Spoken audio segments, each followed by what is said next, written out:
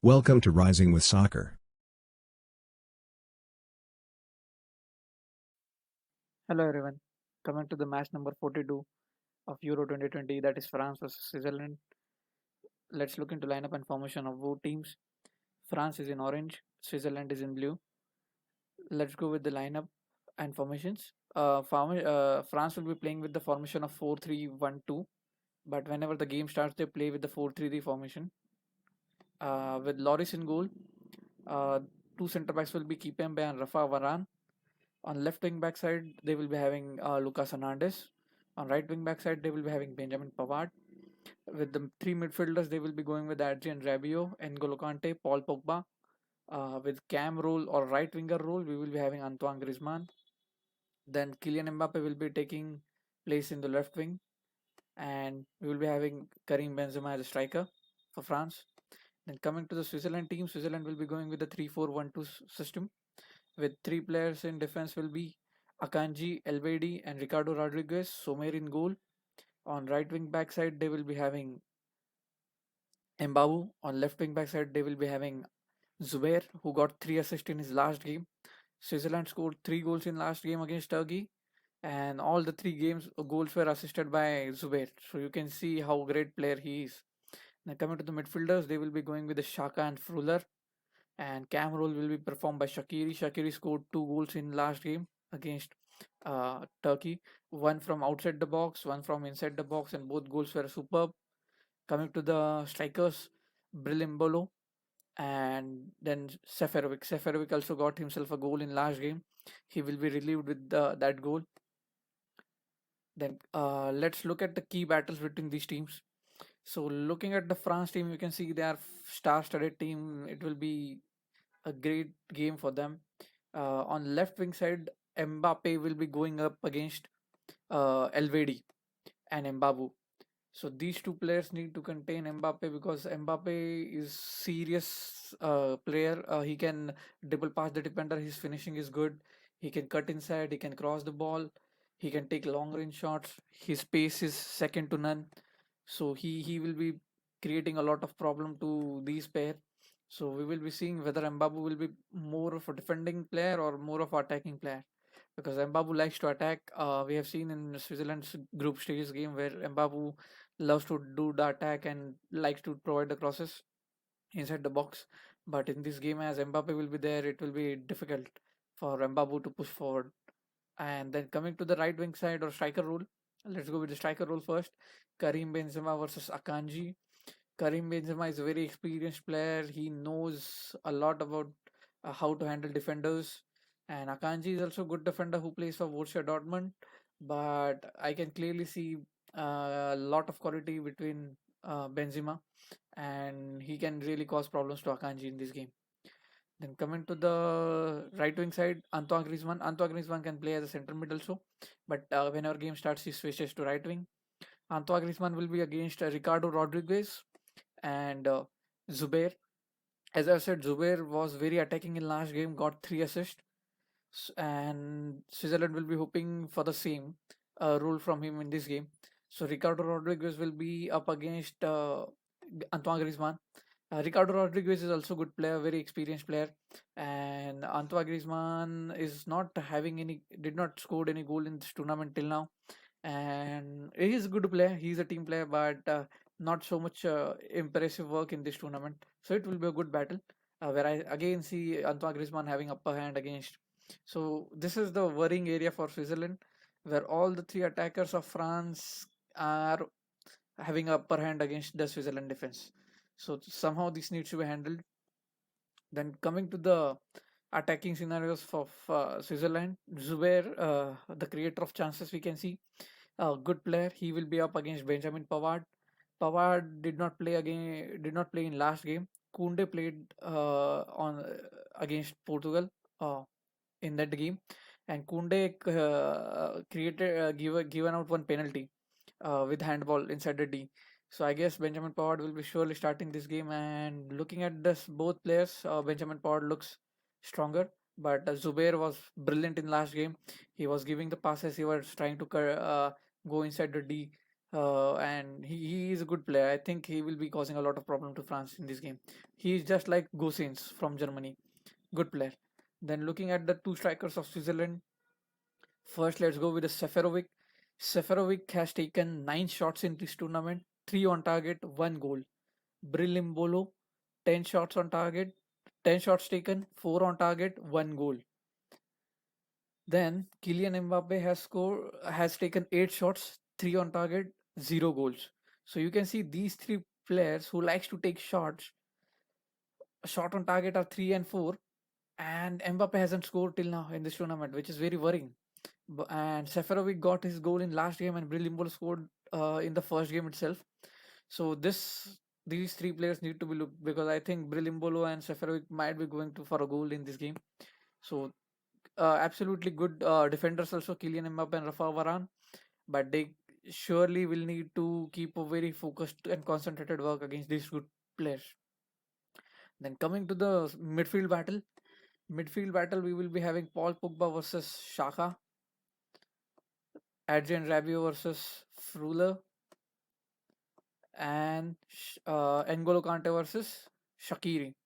So it will be a really good battle between N'Golo Kante and Shaqiri. We know N'Golo Kante has been performing really good for Chelsea as well as France, but whenever he plays for France, sometimes he is overshadowed by other players. So we will be having a good game here, and we will be seeing who comes out on top, N'Golo Kante or Shaqiri. Shaqiri will be giving it confidence because he scored 2 goals in last game. So he will be again trying to replicate the same behavior in this game, but let's see how it goes. Paul Pogba versus Shaka. Paul Pogba loves to dribble past players and likes to give the layoffs to, and also like to cross the play, means switch the play from left side to right side. So it will be a good tactical battle between Shaka and Paul Pogba, where Paul Pogba has created a lot of chances. Karim Benzema scored in last game against Portugal. That was created by Paul Pogba only, a good assist. So it will be a good battle.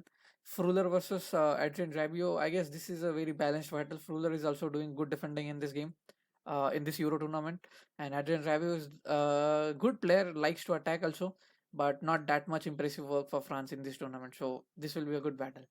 And looking at the last thing, as we can see, Lucas Hernandez also likes to attack. And the very first game against Germany, he came forward, he received a pass from Paul Pogba in this area, and he passed the ball to, he tried passing the ball, and the pass got intercepted by Matt Hummels, and it got a own goal. So this is also a good area, and Lucas Hernandez looks like he will be supporting Mbappe in this game, because we have seen Mbabu and LVD will be having their hands full with Mbappe. So Lucas Hernandez will be having a lot of space to enter inside the last third of Switzerland, and so I can see Lucas Hernandez will be getting some free area. Whether he will be able to utilize it or not, that we will see. But this will be also a good area where we can see. The interesting thing about this game will be, I guess, if at all Switzerland is able to somehow upset France, it will be a great game. I'm hoping for a tough game here. I am expecting a lot of ball position from France, because they would like to control the game. But France is a very dynamic team. They have Mbappe, Antoine Griezmann, Karim Benzema, who likes to do counter attack as well. So both kind of plays France can do. But for Switzerland, I can see only one avenue where they can do the counter attacks and direct long balls, because France defenders and midfielders are very strong. If at all they like to, they will be going to create a build up against France. It will be very difficult. But anything can happen in the game of football. So let's see how it goes. As I told, the game will be played in Bucharest, so neutral venue. Players to watch will be Kylian Mbappe, because he has not scored yet in this tournament. Playing 3 games without scoring is not a good start for Kylian Mbappe. And Shaqiri got 2 goals himself. He revived himself in this tournament. I'm expecting, if at all Switzerland needs to win this game, Shaqiri needs to be on his best of abilities in this game. I'm expecting France to win this game with a 3-0 scoreline, because France will not be taking Switzerland lightly, and they will be going with the full concentration and full attack. So I think France will be winning this game. And looking at the last games of both teams, we can see Portugal versus France was a 2-2 game. You can see by stats only that France and Portugal were same team. Possession also 50% and passing accuracy also same. Shots also somewhat same. And you can see 11 shots and 5 on target, so 50% accuracy close to. And Switzerland versus Turkey, we can see Haris Seferovic, Xherdan Shaqiri. They conceded one goal. That goal was brilliant by Kaviki. And no goalkeeper can stop that goal. It was really brilliant. They took 23 shots. 23 shots is a lot, and 10 on target. Accuracy wise, they are not that great, but 23 shots mean they like to attack. They trying to get their chances up. Position wise, they are not good in holding the ball, so they will be suffering the same against France also. They will have to play without the ball for most of the time. Passing accuracy is good. 86% it is good. They will be trying to get fouls, tactical fouls, so that they can stop the play and break the rhythm of France players. But let's see how it goes. In last game, they earned 8 corners.